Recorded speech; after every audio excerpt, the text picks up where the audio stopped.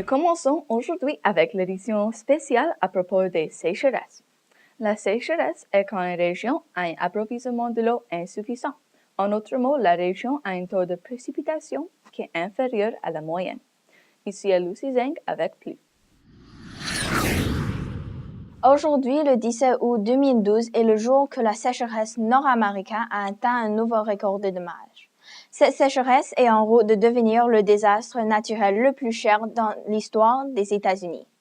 L'aridité nord-américaine a commencé ce printemps parce que l'hiver était abnormalement chaud et nous n'avons pas assez de neige. La terre n'était pas permis d'absorber assez de l'eau fondue. À cause de ça, nous n'avons pas eu beaucoup de pluie et le sol devient plus en plus séché et dur. 80% des terres agricoles sont soumises à cette rareté d'eau. Les conséquences les plus évidentes de ceci seraient la diminution du rendement des récoltes et les récoltes de soya et le maïs sont les plus affectées. En plus, parce que le prix des légumes augmente et on donne généralement les légumes aux animaux à manger, le prix du bœuf, le porc, la volaille et le lait sont prévus à augmenter. Le prix du maïs a augmenté 50% et c'est prévu d'augmenter encore plus. Cette sécheresse est aussi le résultat des forces atmosphériques positives exceptionnellement fortes à la surface d'océans nord-atlantique et arctique. Ces forces atmosphériques sont appelées des oscillations et influencent la température de la Terre. Normalement, l'atmosphère à l'équateur est plus épaisse que le reste de la Terre, car elle est plus chauffée par le Soleil qu'au pôle, ce qui fait déplacer la pression des températures froides de l'Arctique plus au sud. Donc, l'Amérique du Nord et du Sud devient plus froide que normal et l'Arctique plus chaude que normal.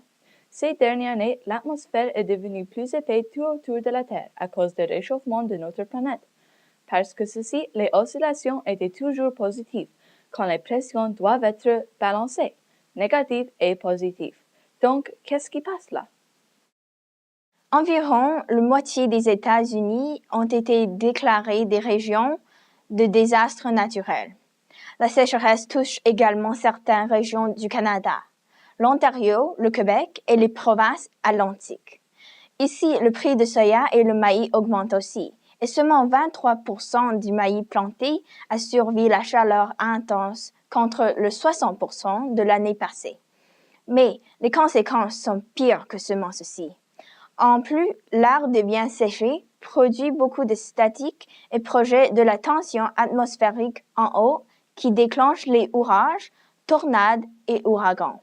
La terre qui est dure ne va pas absorber même les fortes pluies et la plupart des pluies vont écouler et faire des inondations soudaines. Lucy Zeng, Rosetown, Saskatchewan, Tonnerre Nouvelle Télévision. C'est un désastre après un autre. Au moment, il n'y a pas beaucoup que nous pouvons faire, mais le Congrès États-Unis travaille pour donner des ressources, particulièrement de l'eau pour les éleveurs durant ce long été.